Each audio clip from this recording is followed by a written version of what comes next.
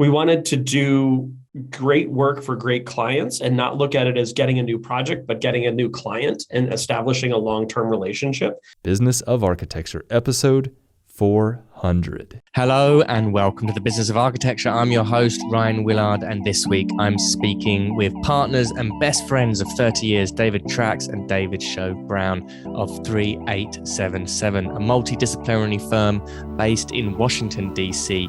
that focuses on single-family, multi-unit residential, commercial, and they've carved out a really extraordinary niche in the restaurant and hospitality arenas. In the fall of 2010, they began the process of realizing their decades-old dream of forming a professional architecture and design partnership. And over 2 decades of experience, the duo developed goals of not only working with clients interested in the design process, but also teaming with partners who can help provide the highest levels of design, construction, and presentation.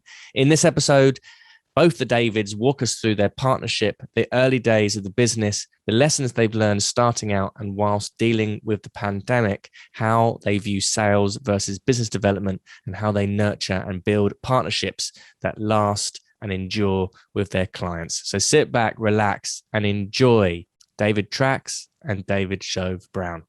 This podcast is produced by Business of Architecture, a leading business consultancy for architects and design professionals. This episode is sponsored by Smart Practice, Business of Architecture's flagship program to help you structure your firm for freedom, fulfillment, and financial profit. If you want access for our free training on how to do this, please visit smartpracticemethod.com. Or if you want to speak directly to one of our advisors about how he might be able to help you, please follow the link in the information. David and David, welcome to the Business of Architecture. How are you? Doing all right. Living the dream, baby. Yeah. Love it. Love it. So you guys are the partners of 3877 Design. Really excited. You've got a really impressive portfolio of work all across the US. There's some amazing work in hospitality that you've kind of really honed into there and made quite an impressive niche. And it's one of these sectors which is very difficult to get into actually, and make such an impact. So I guess my first question is, how did the business begin? Oh, God. So we went to college together, let's just say a while ago. We're old. And so we went to college together. We were in our first year classes and just became friends at that point. And from there, friendship, continued to grow. We worked for a couple of the same firms during college and then after college. And just over 10 years ago, we had sort of kept talking about, I think every designer always has that conversation. Well, if I were to do this, then I would do it this way, And so we finally got to the point where we're like, okay, well, I think we've got enough contacts and we've got enough experience that let's do it. Let's put together our sort of, manifesto, if you will, of what are we trying to do as architects and designers to do it differently than other firms. Yeah. Yeah. And I think, we had at that time too, I was already working in the hospitality space for a previous firm, basically the head of that group.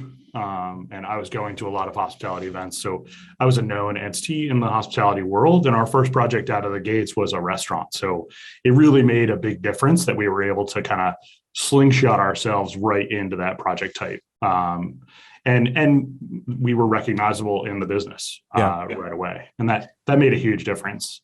So did you ever have in the early days then the kind of explorations then into the world of residential work, or it's been kind of purely hospitality since the outset? Well, I think for the two of us, I think it was somewhat hospitality, but I think we were also doing a fair amount of residential as well. And actually, Dave prior to that was doing a lot of residential. Yeah, I was working on my own, and I was in academia for 6 years, and so I was doing mostly residential, some restaurant work. So when we put together the idea of the firm, we really wanted to target the project types that we knew well. And so that was single family, multifamily residential. It was hospitality. It was restaurants. We knew that we weren't going to go chase after arenas or civic work or things of that sort. We wanted to sort of stay in our wheelhouse and do what we knew how to do well. Yeah. And it was easy to stay in that space. One thing that I definitely recognized was right out of the gates, when I started going to events and noting that I had my own company, it was a different group. We immediately started getting work from clients that I had been talking to get work from previously that didn't get any, that I hadn't gotten any work from. So it was kind of surprising. I think maybe some of it was they saw an opportunity to get a lesser fee, but hey, whatever works at the beginning, right? Was there a period of kind of moonlighting, or was it like a clean break from your previous employment? Or are we not allowed to talk about that? Yeah. Dave was turning tricks on the side. Exactly. No, I mean, because I had done, so, I was, like I said, I was working on my own. There were certain projects, that I would have Dave help me, whether do some drafting or do some, design work or what have you, sort of leading up to. And then as we got into it, we tried to put together a plan so that there was a, decent break, and you didn't get into issues of conflict of interest. And, the last thing we wanted to do was for Dave to be helping me with a project that the firm that he was at would go after. And they weren't doing residential work and, some of the restaurant space that we were going after. So we tried to, we have incredible respect for those guys and certainly didn't want to muddy those waters. Yeah. Yeah. But suffice to say, there probably was a little bit of overlap. Got it. So when you first started, did you mentioned there about like a kind of manifesto that was beginning to sort of emerge. Did this become expressed as a sort of business plan or a business document, or was it a much more organic? Yeah, growth, I think I'd go with the organic. Yeah, I don't think we actually had documents until 2 years ago. It seems like we certainly talked about really wanting to focus on customer service, really focus on high quality design, and so those things sort of played into the early workings of mission, vision, and values. And we can talk about that later because we're actually going through a process of revising those. Right.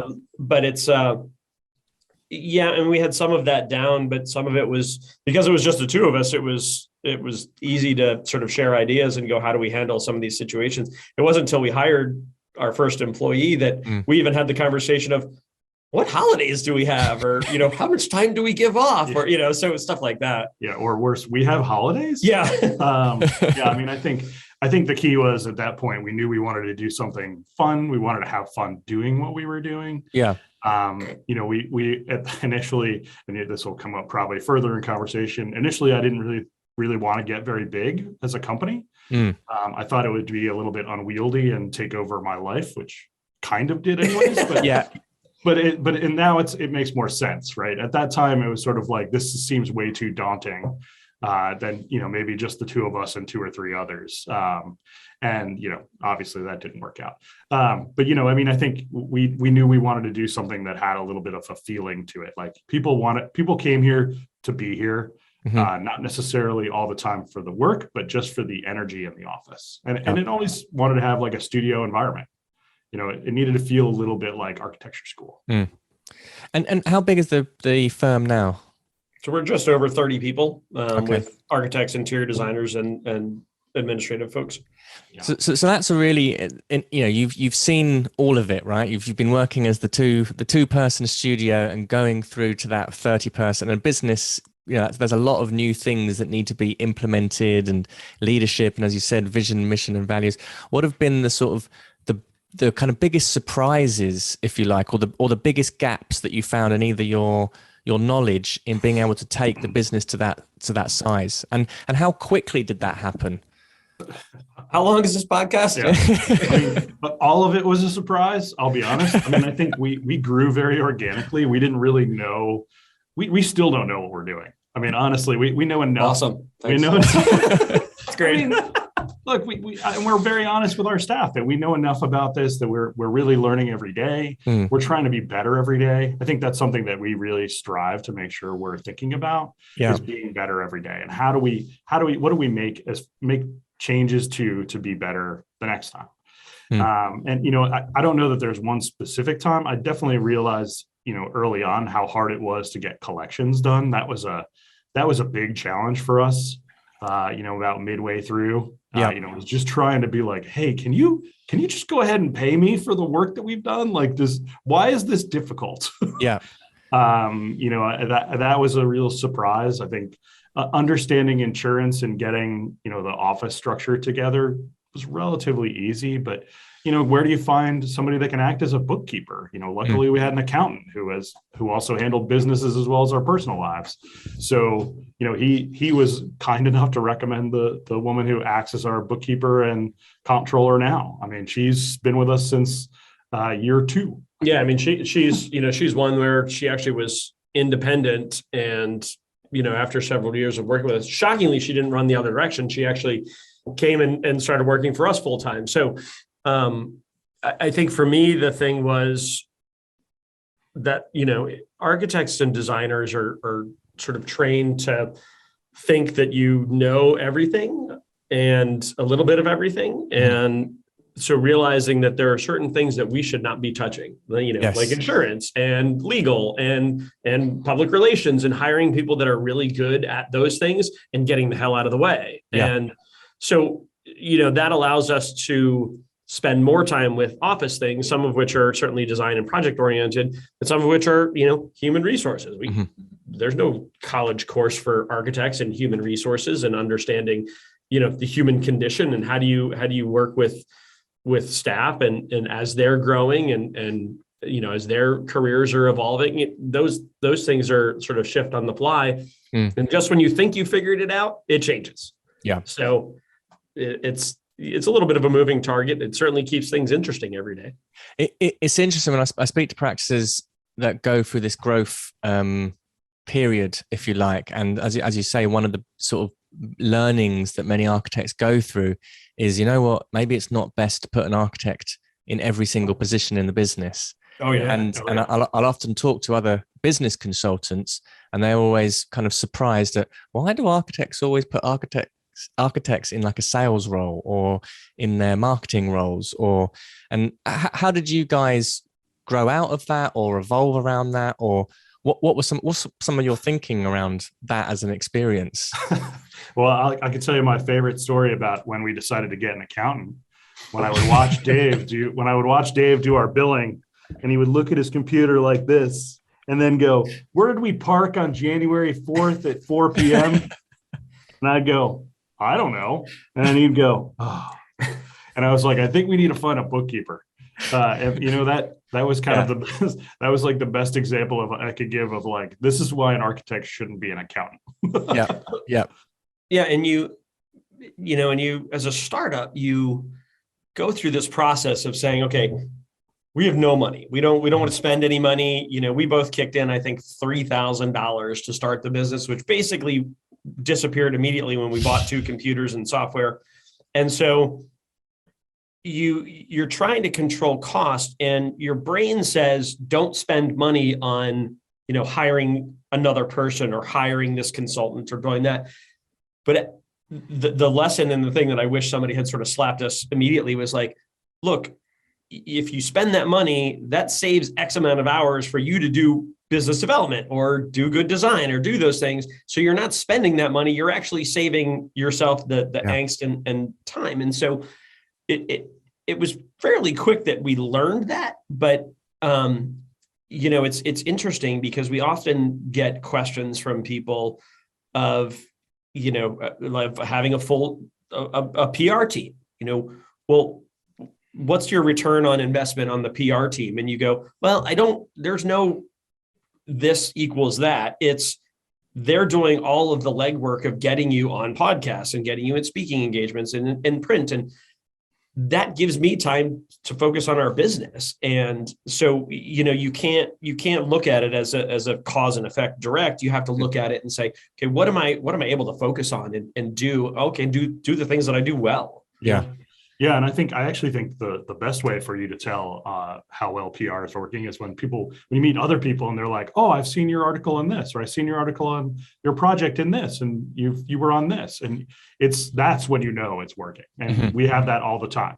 We have people come in and be like, man, I see you guys in everything these days. And that I feel like warms my heart for the PR side of things. what was the marketing and PR side? Was this a very conscious, active thing that you started doing early on, and you recognized the importance of it? And year one. Yeah, I think we hired attorney and then PR. Yeah, right after that. Accountant and PR. Yeah. And then we're able to say, okay, again, let's focus on what we know how to do and let those folks do what they do well. Yeah. I'm still holding out for us to be on, the people's sexiest men alive, but whatever. It often happens after this show. We've had a lot. Oh, okay. Perfect. I don't know why. We just seem like it's a gateway often. Perfect. You know what, Clooney, we're coming after you. I love it. That's why I brought Here we come. Yeah, we have a sleeping puppy. If that doesn't do it, that's why I brought the puppy. Really. Absolutely. So with that kind of marketing and PR development, if you like, from the beginning, did that kind of help you focus on a niche? Because often we speak to practices and they're kind of doing a bit of this over here, a bit of that over there.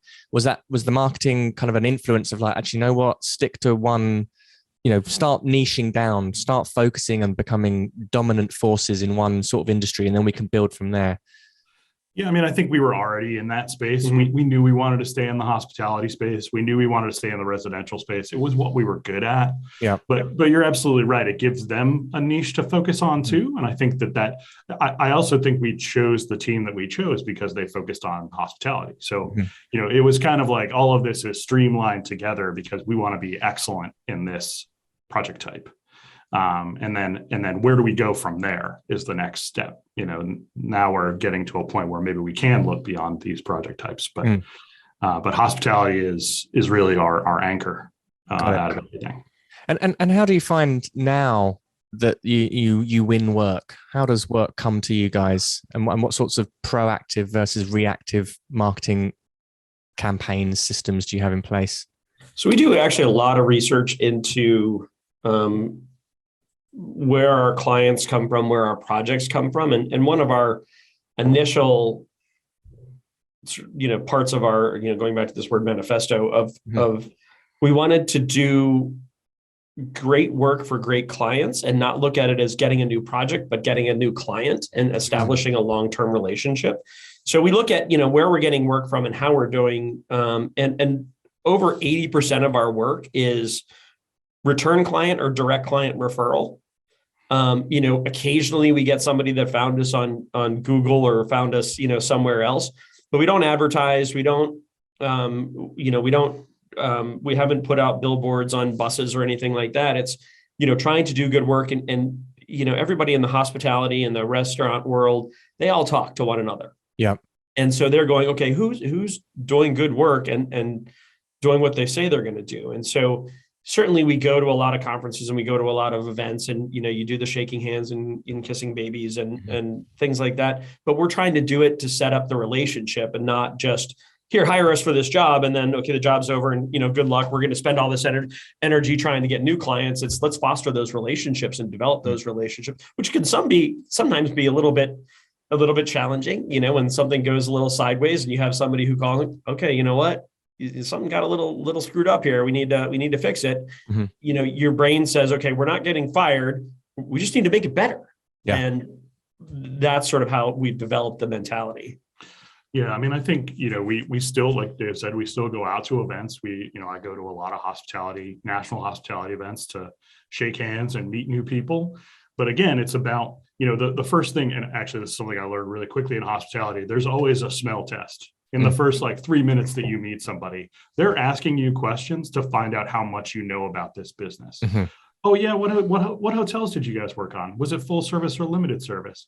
Was it a property that was in the U.S.? Who managed the property? They're trying to understand. If you understand the process of hospitality and how all of the pieces fit together, and if you can't pass that in the first 5-10 minutes, they're not going to talk to you anymore. Yeah. So, knowing that we needed to go in and have sort of a game face on, and then also have clients that we could refer to, we worked with this client. We've done new builds, we've done renovations, and these are the properties that we've worked on.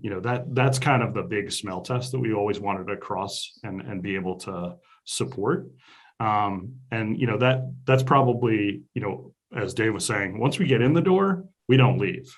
That's our game plan. Yeah, we're like squatters. We're architectural squatters. We have hotel clients that we're on our 4th and 5th projects with. We have restaurant clients that we're on our 8th and 9th projects with. Wow. I think we really try to embody the relationship. It's not about give me this next job, because we've seen a lot of people do sales versus business development and watch them fail because they get the one job, don't do a good job of it, and then they're out the door. Okay, that's really interesting. Can you elaborate a little bit more on that, about the difference between what you see as sales and versus business development, and those as approaches? I will tell you that I just don't want to make any salespeople angry, but that's kind of the way. that's the best way that I can think of to describe what I see. You see somebody going after a job and not necessarily after the client. So, most times when I'm having a conversation, or when we're having a conversation with a client, we're not even talking about a project. We're just talking about them and what they look for in architecture and design firms. We want to know what they're looking for so that we can make sure that we're that. I think on the opposite side, there's a bunch of people who come out there and really look for the one job to get in the door, thinking that that's the way to build the relationship. And it may be in some cases. But, I firmly believe getting to know the client first and then starting to work with them really makes a huge difference. Because you've gone in as not necessarily friends, but, I've heard the term trusted advisor in the past, and that's really what we want to be. And, we have clients now that call us before they even start a project to look at the site and to understand what's going to happen, because we're that trusted person. I may not even care if I get the project. Yeah, well, that's really interesting. That's a very special relationship to have when you've got clients who are able to call you before they need the architect. And we see this with public tendering a lot, where a lot of the institutional clients, they're kind of they're late, if you like. They're asking architects to tender on something way too late, and then it becomes a commodity exercise of finding the cheapest the cheapest person. How long does it typically take you guys to have an initial meeting with a prospective client to them actually initially giving you work? And I imagine there's quite a range in that. Yeah, it's all over the place. It's all over. I think, on the restaurant side, I think it can be relatively quick. They typically are engaging us when they're in a lease negotiation process. So either probably bidding and discussing that, and they maybe have a 3-month window to make that decision. But I think on the hotel side, somebody might call us and we might talk to them for 2 or 3 years before we get work from them. I think some want to see that we're doing the work that we say we're doing, or that we're executing in the way we're executing. And we've had one owner that did a ton of recon on us, not just with other developers, but even with like local reps in the area. Like, when we got like on the phone, in our bushes out in front of our houses, it wasn't that bad, but they were trying to understand, who we were and whether we walked the walk. Because I think we also come into any sort of discussion with an attitude that people are like, really, they're that nice. And I think there's a question of whether that's true or not sometimes. And, I think we find that in hiring as well. Like a lot of people we interview, they're like, no, it can't be that good.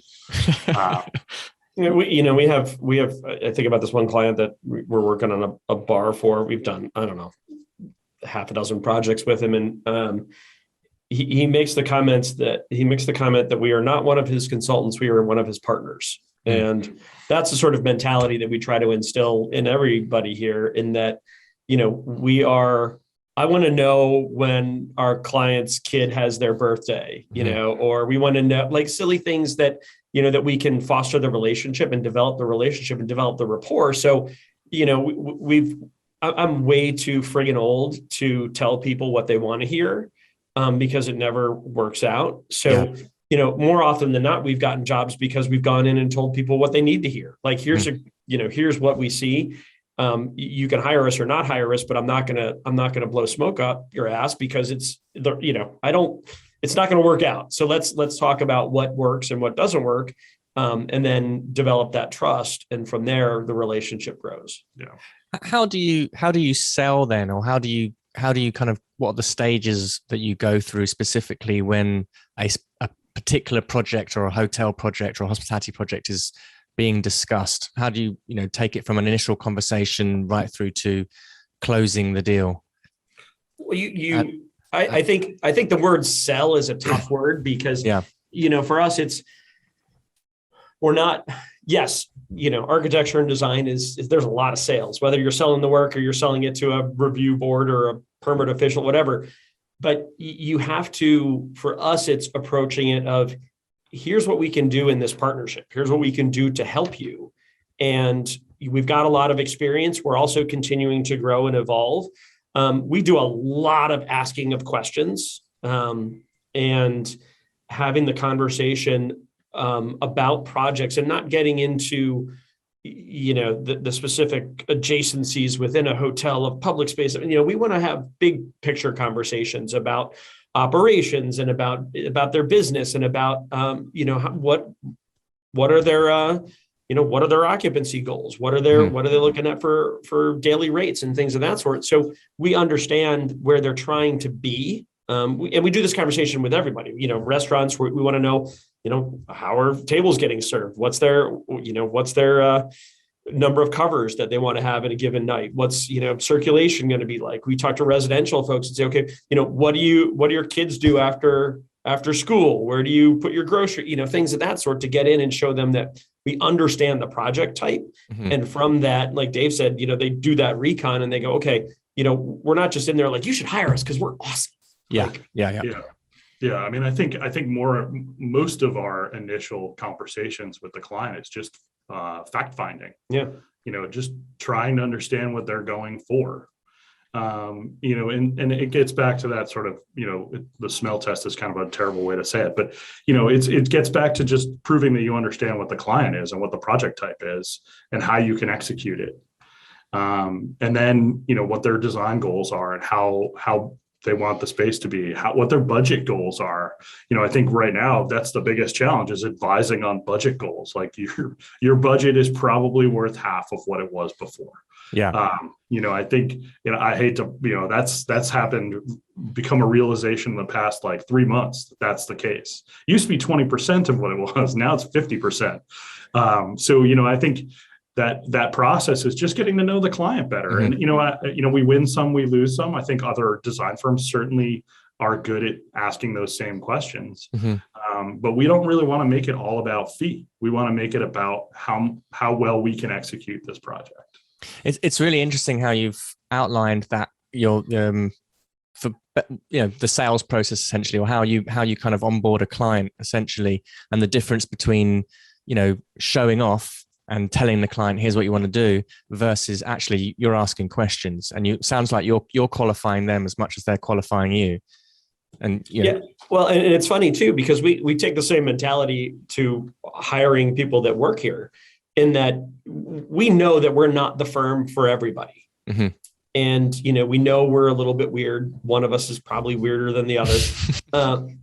But from that, we understand that we're not trying to get every client. We're trying to get the right clients, the clients that we see eye to eye with, that we can develop relationships with.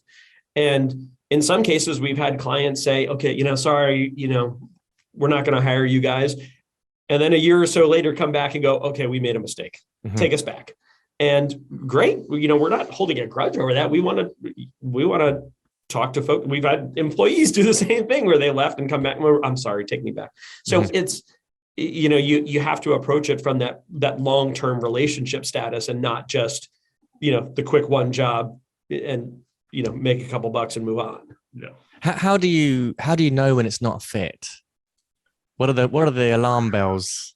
Oh, you can learn so quickly. You can tell that there's company attitudes. Like companies have attitudes as well as people have attitudes.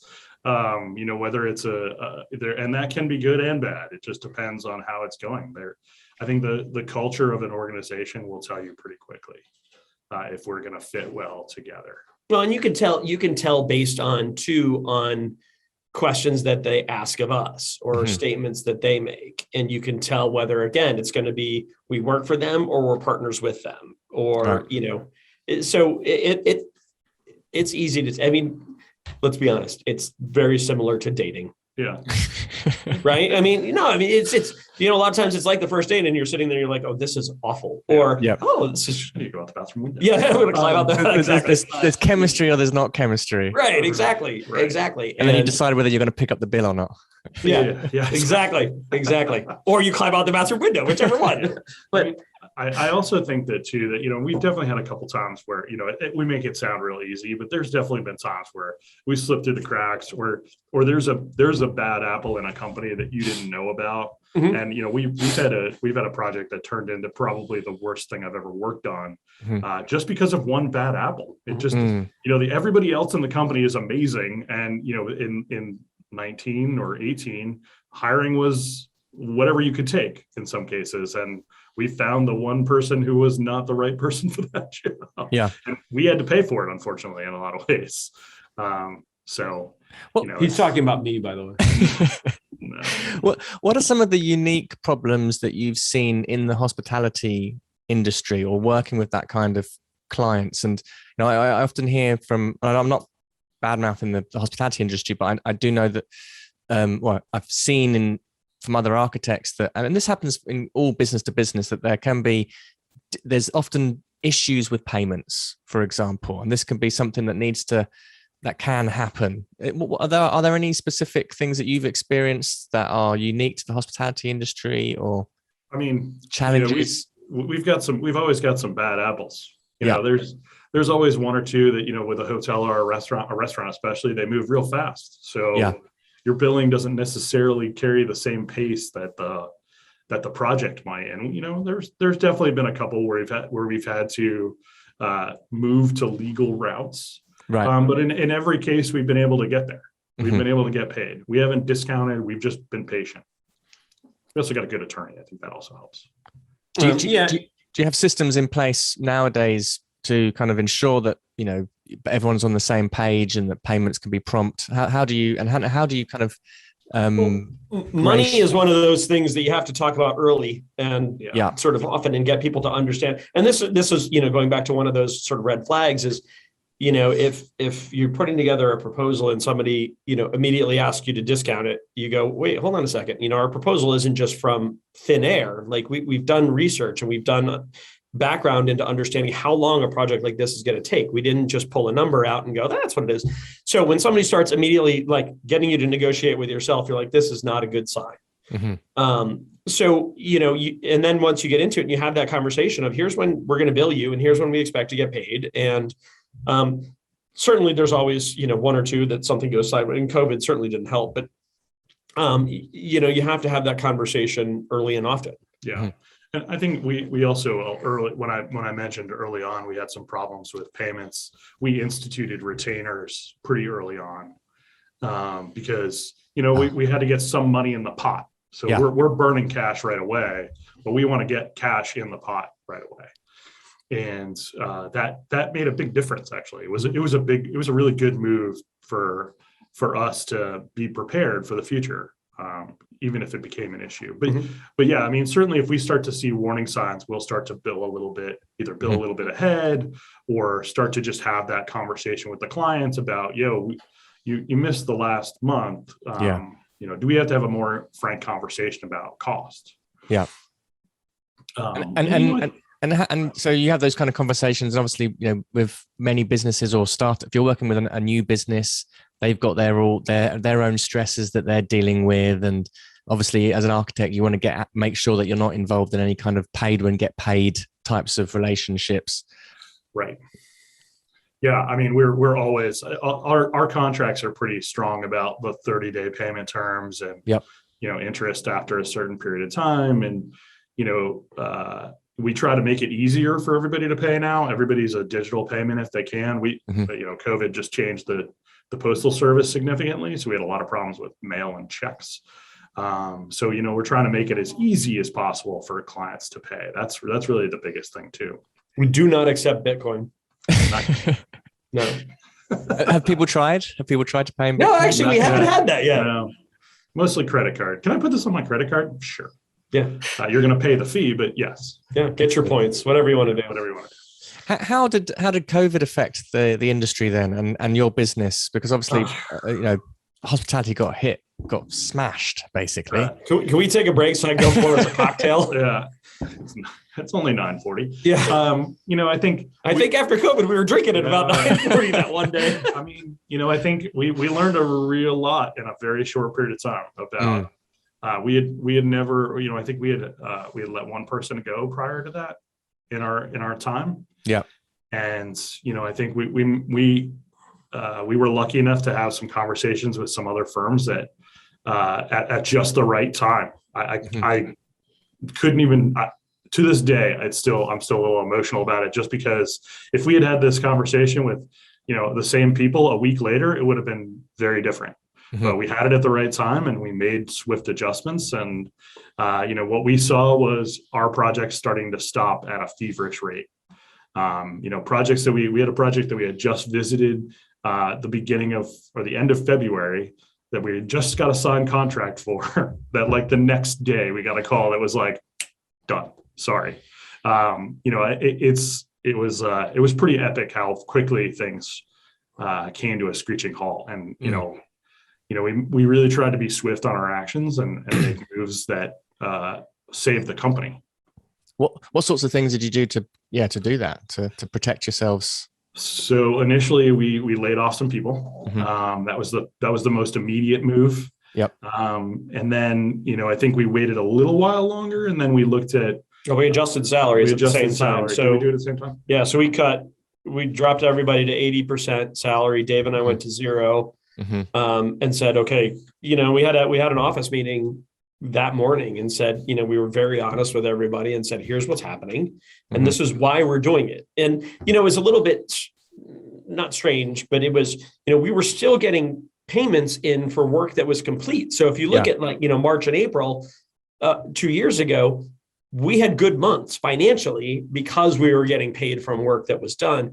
And so you're going, did we make the right decision? And then all of a sudden, summer and fall hit and you're like, holy hell, are we doing the right thing? And then it was, trying to get PPP loans and other small business loans and things like that. And so we spent a lot of time, Dave and I spent a lot of time on the phone trying to figure out these loans and figure out where it was coming in. And our bookkeeper, Nancy, was like, feverishly trying to do applications and feed us information. We could do other applications. And so there was a lot of that scurrying around and trying to keep people busy, trying to keep people employed, but also keeping them informed of here's where we are, here's what's happening. And, like I said, being very frank and very honest with folks.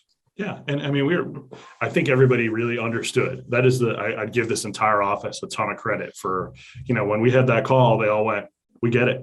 Thank you for doing all this. And, I think that was a bunch of hurdles. We even opened an account at a bank that we were trying to get a PPP loan just to have options. Like we were doing everything. Oh yeah. And we had the same group of people we had talked to previously. They were all doing the same thing. So it was a lot of comparisons between design firms, like trying to figure out. I think we're lucky to have that sort of group of compatriots that we all kind of can talk to and feedback information. And during that whole time, we kind of knew this bank is going this way. This bank is going this way. So we luckily our local bank that we had already banked with decided to do it, and we were in a very sweet spot for that. How did you keep the relationship going with some of these clients that perhaps were forced to put projects on hold? Because obviously that this is in many ways, it's an opportunity for you to deepen the relationship with these sorts of clients, knowing that it's going to be temporary, if you like. Can you see Dave's mug? It says pick up the phone, and we encouraged everybody in the office to just call people, and not call people to go give us work, but to call people and go, how are you doing? Yeah. Like, what's going on? Tell us, what's happening? Are your kids' school? Are they virtual? Are you all working from home? Just talk to us. And we weren't selling, like, give us anything, hire us to do a bathroom renovation. We don't care. It was just that relationship building and letting people talk. Yeah. Yeah. And I think you get a pulse too of what's going on. That was the other benefit. I think there were 2 or 3 clients that that I would talk to you on like a quarterly basis during that year that was like, hey, what's going on in your industry right now? Like, what are you seeing? And some of them were like, it's like owning two hotel companies. We got one on the coast that's doing really well, and then we got a bunch on the inland and in urban centers that are doing terribly. But just having that conversation, you got to know a little bit more about how their business was functioning. Because we were literally all in a similar boat, like trying to tread water as much as we could. And we were also lucky enough. There are maybe 5 projects that continued during that time that were like we had a courtyard of all things, Marriott Courtyard in Louisiana that hired us in COVID. Yep. They hired us for schematic design. Then they'd wait 2 or 3 months, and then they'd be like, all right, we'll go to DD now. And then we'll finish DD, and then we'll wait 2 or 3 weeks, and then we'll hire you for CD again. So it was a slow burn, but you know what? It was revenue during a time when we never thought we would have any. Yeah. Did it mean that you lent harder into, say, one of your other niches, like the residential niche? Did you? Yeah, 100%. 100%. We have one of sort of employee number one, as we like to call him, was sort of running a lot of the residential projects. And he was like, do you want me to call some of the people? Because we had started phasing out some residential projects because they were either developer or it just wasn't fitting anymore. And he was like, do you want me to call some of these guys and see what they're doing? And he did. And we got a lot of, a lifeboat out of that in some ways. We can actually say that during COVID, we designed a doghouse. A very nice doghouse. But yeah, we, at that point you're going, yep, we'll do it. Yeah. Absolutely. So what are some of the lessons that you've learned from the last 2 years then about moving forward and sort of diversification of portfolio and relationships? Huge lesson in diversification for sure. We've actually, I think, credit to COVID because we leaned into residential so much that we've started to get a lot more multifamily than we had been before. And, 6, 10, 20 unit buildings that we wouldn't have even looked at before. Yeah. And, we've built some relationships there where those projects are really becoming, we've teamed up with some developers that were up and coming, that were kind of like us. And that has really blossomed. It really taught us that we need to stay focused in residential as well as hospitality and as well as restaurants.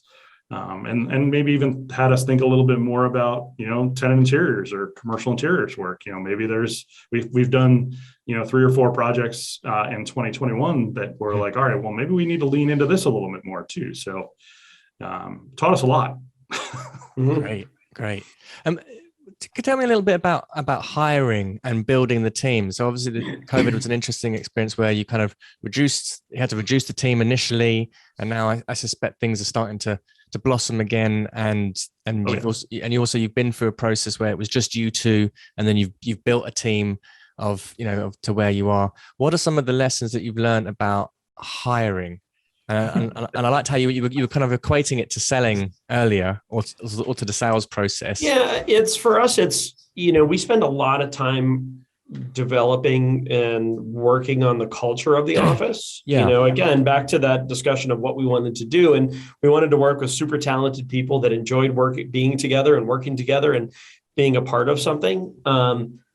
And getting, people, quite frankly, that understood that we aren't perfect and that we're still evolving and want to be a part of something that's growing. So we have a 2-tiered interview process, which is, generally a candidate meets with the 2 of us knuckleheads and we sit down and go through the sort of semantics of experience and software knowledge and sort of those things. And then we arrange for that candidate, if they haven't run away screaming, to sit down with 2 or 3 people in the office and really get the sort of straight dope from them of, what is the culture like? What is it, what is it like to work on various project types and, run around and have 5 or 6 projects that you're working on at any one time. In some cases, a couple of cases, I won't say every case, we've had that group come back and go, no, no, no. In most cases, people are like, yeah, this is great fit. This is where we see them. And oftentimes that group asks harder questions than we ever do. Yes.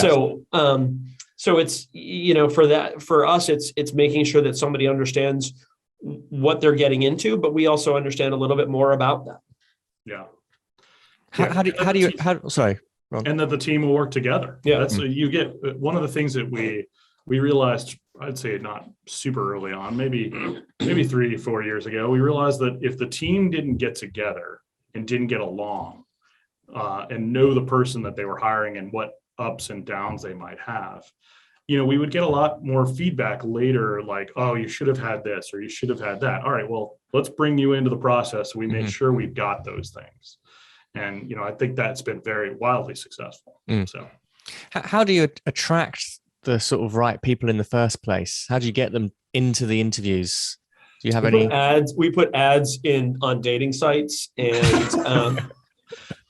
through the people that work here, quite honestly, because it's folks that they know or friends of friends or things of that sort, that you've got a great group of people and you have to assume that they also hang out with great people and they know great people from college or they know great people from other firms where they worked.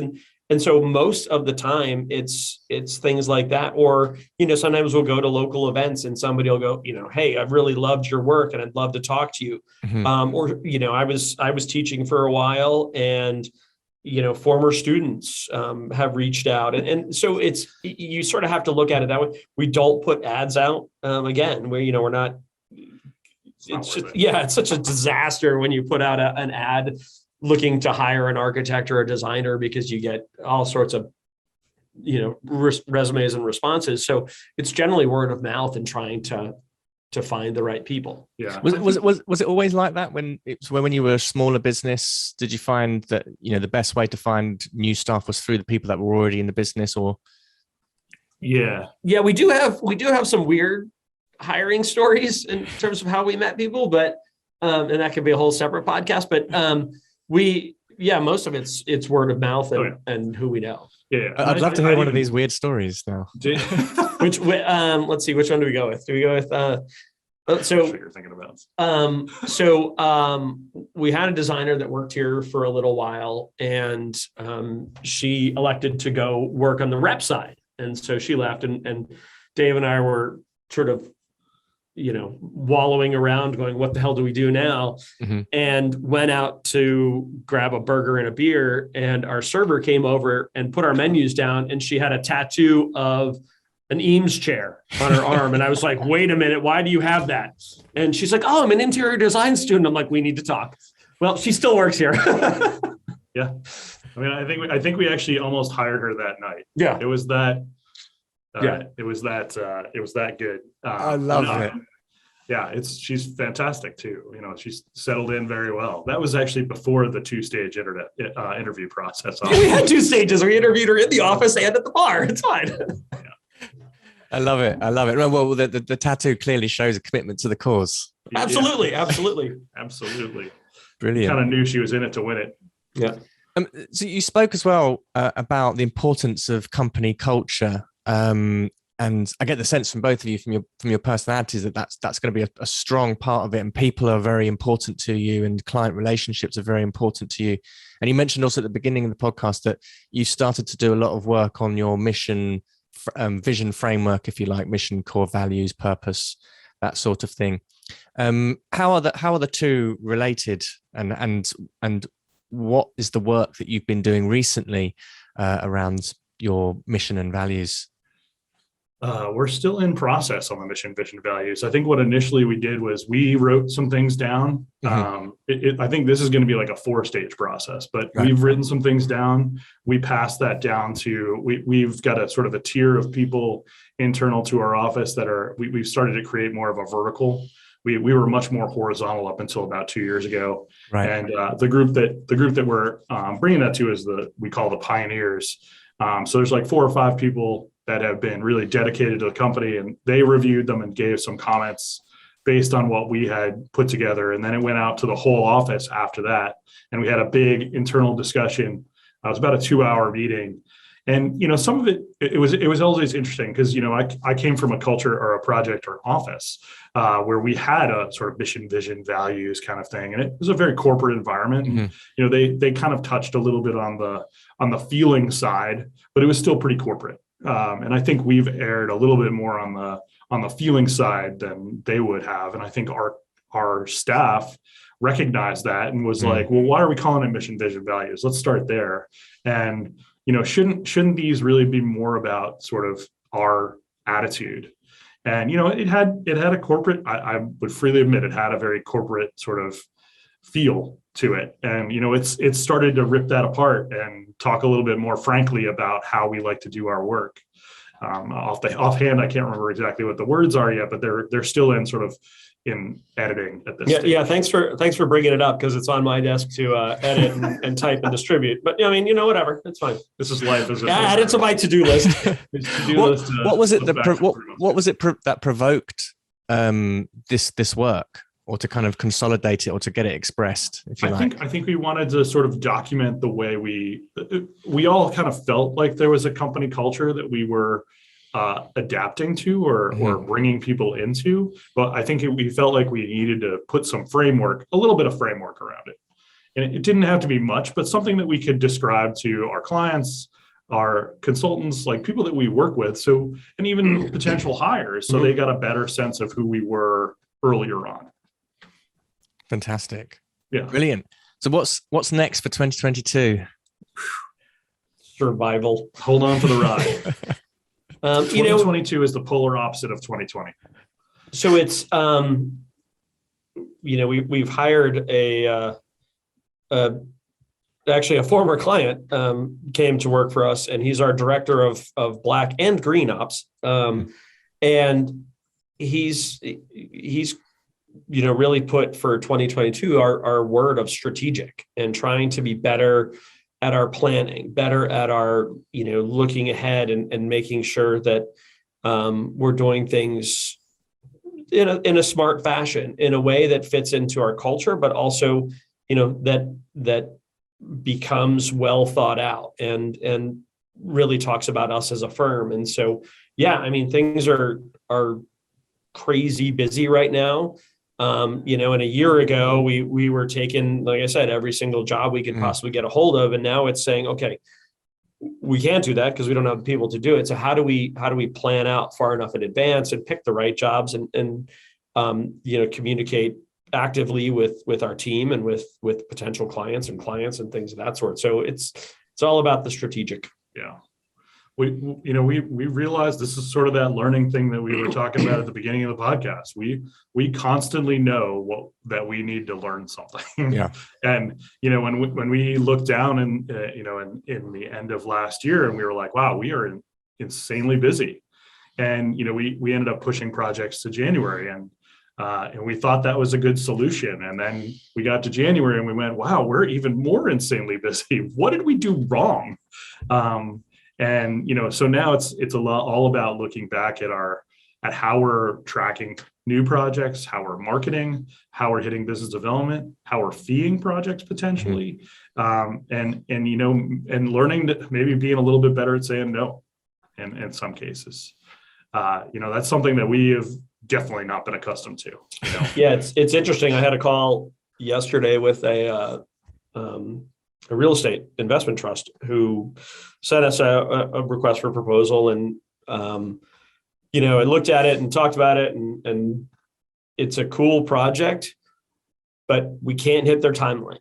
And so I called him and I said, look, I need to tell you this openly, that I don't want to go after this job and potentially get the job and then screw it up because we can't deliver. And he frankly said he was so impressed that we assessed that and, spoke very candidly about it. He's like, I can't wait to work with you guys in the future, and understood that this is not the right fit for right now. And so being open and honest with people about that sort of thing, and not trying to do it. And then, like I said, do it half-assed or it fails miserably. And what good is that? That just taints your relationship and your experience. Yeah. And I think we're trying to be more open and honest internally. too. Like, one of the things that we had a big meeting yesterday with all the Pioneer group, because they're the group that staffs people in the office. And we basically said, look, we realized that there was something screwed up when we pushed projects to January. Well, we need to figure this out like right now. So we need your help to do it, because some of that is information that we need from you about staff and projects and how long they're extending to, and then how we look at projects and how we're talking to our potential clients to say, we really want to work on this project. Can we kick it 3-4 weeks? And that's important dialogue that we need between us and everybody on the staff. And it's just, I don't think it's something that we're all not used to yet. Yeah. Because we were either in super growth mode for quite a while, or we were in like survival mode for some period of time, both of which meant take everything we can get, or make sure that we're getting the right fee and take as much as we can. And now it's a little more like, whoa, hold on. Do we need this? Do we want this? And is it the right fee? And is it the right timeline? And, I'm excited to see when we crest this hill, how much different our company will be. Dave said this to me last night, like, I feel like we're in a spot where once we get through this, we're going to be in an even better spot than we ever have been before. So amazing. Feels good. It's a great position, and it's lovely. Like, it's interesting as well to kind of think about how difficult it is to say no to certain projects. Cool. And as architects, we do look at a site or we look at a project, and sometimes we can kind of not listen to who the client is, and our brains are already in overdrive of like, look at the possibility of this could be something magnificent, and that sometimes gets in the way of like, actually, is this really the right fit? And actually slowing things down and saying, well, if we say yes to this project, means that we're going to say no to maybe 100 other projects that we don't know about yet. So yeah. Well, and having the confidence to know that there might be 100 other projects coming. That's yes. I think a lot of times it was like, we don't know what else is coming around the pike. We should just take this right now. And, I think this is something that we've kind of recognized in the past couple of months, is that there's something coming the next month. There's something coming next week. There might be something coming in 2 weeks. Or 2 days. It can't be any worse than 2 years ago when you went, I don't think anything's coming. So, we survived. Sorry, I scared the puppy. We very animated. Now that we've sort of gone through we started in a recession, we grew, we hit COVID, and now we're on the other side, and you're going, okay, there is going to be something. You have to be confident. You have to say, we're going to figure it out. The last thing we want to do is burn out the staff and do subpar work, because that's when you're not going to get more work. Right. If you don't have the people to do it, or the client's upset that you didn't do a good job. So you have to, and this is the beauty sort of having a partnership where, we both have our highs and lows. And I think most of the time we balance out where, I hit my low and Dave's at a higher point, and he's like, come on, snap out of, we're going to do this. We're going to figure it out, and vice versa. And you have that sort of, okay, we'll get through it. Yeah. I suppose that's one actually great thing to wrap up on, actually, is the key to the partnership. How have you made it work? How do you? We fist fight every Thursday, like boxing. We take it in the ring, and it's like that's how a lot of decisions are made. Terrible. Yeah. At the end of that. Yeah, you can't see the broken glass over here. We threw a table through. First knockout wins. Yeah, that's right. Exactly. No, I mean, I think one of the best things about us knowing each other for as long as we have, we both know each other pretty well.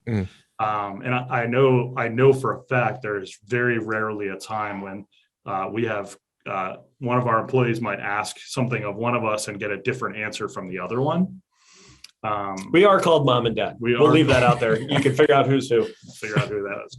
But I think in the grand scheme of things, everybody understands, or we understand each other as best as we can, and we are and have been very honest with each other about. There have definitely been times where he's like, I really don't like you right now. Well, and it's really funny that in 30 years of knowing each other, I think we've really had like a couple of times where we've had an argument, and most of the time it's me being a pain in the ass, but you have to approach it.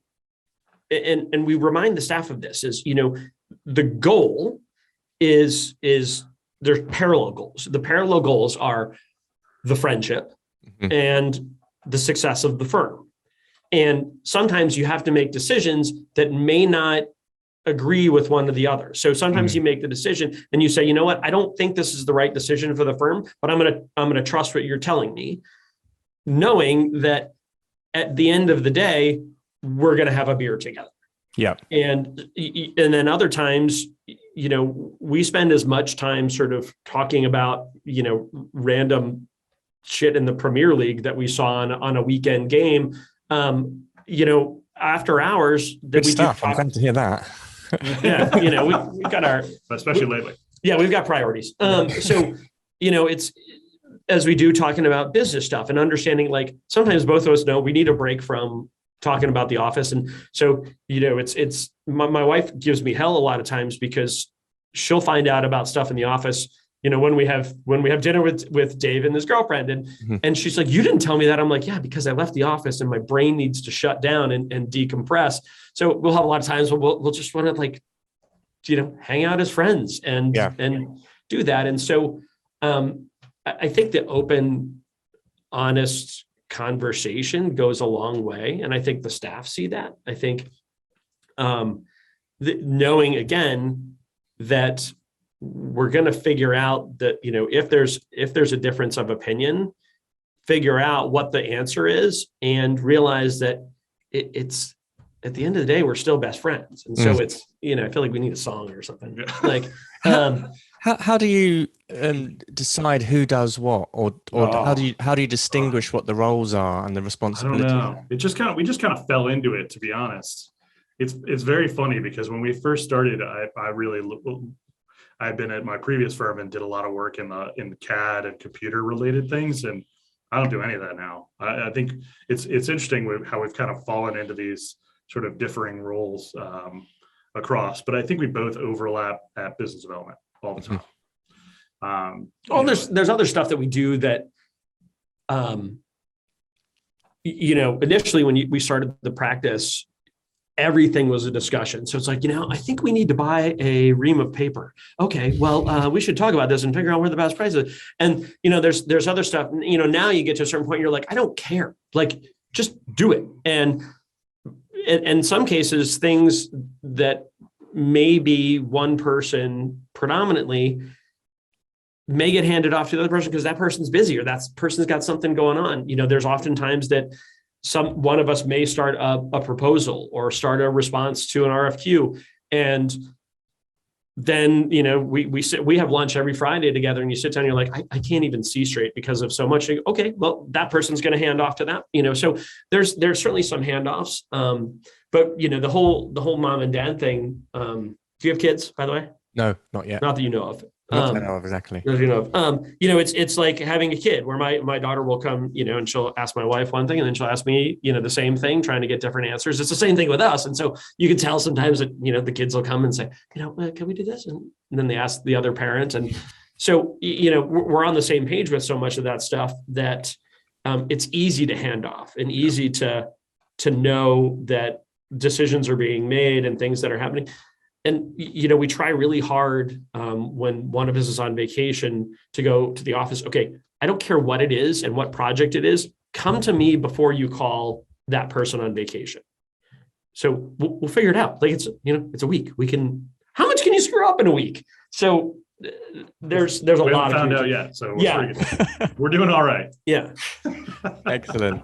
Well, I think that's the perfect place to conclude the conversation. Thank you, David and David, that was absolutely brilliant. Loved hearing your expertise and insights into business and marketing and cultivating relationships and business culture. So really big thank you for being on the show today. Yeah, thank you. Yeah, thank you for you. having us. This was awesome. Thank you so much. Pleasure. And that's a wrap. And don't forget, if you want to access your free training to learn how to structure your firm or practice for freedom, fulfillment, and profit, please visit smartpracticemethod.com. Or if you'd like to speak to one of our advisors directly, follow the link in the information. If you enjoyed today's show, please head on over to iTunes and leave us a review. I read every single one.